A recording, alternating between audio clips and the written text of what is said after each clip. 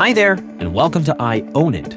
This activity is designed to help students identify, understand, and address negative emotions in a safe and supportive way. It's about taking ownership of our feelings, learning to deal with stress, and fostering empathy and effective communication.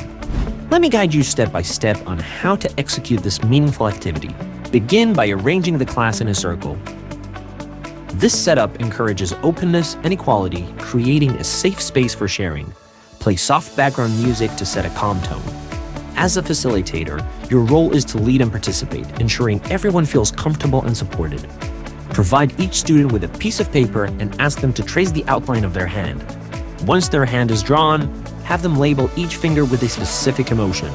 The pinky stands for effort, the ring finger for sadness, the middle finger for anger, the index finger for fear, and the thumb for worry. Students should then write down a personal example of when they've experienced each of these emotions.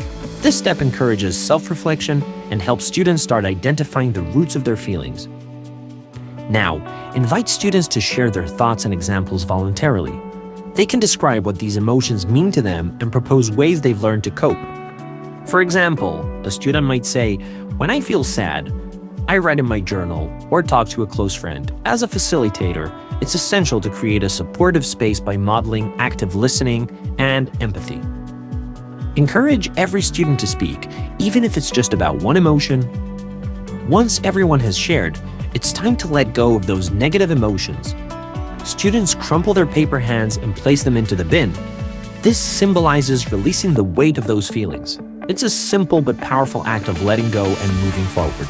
Finally, guide the group through a reflection session. Here are some key questions to spark discussion. How did you feel when expressing your emotions to your peers? Was it easy to define your negative emotions? What did you learn from listening to others? This activity is all about taking ownership of your emotions, understanding yourself better, and building stronger relationships through empathy and effective communication. Thank you for watching, and I hope I Own It inspires you to create meaningful connections in your classroom.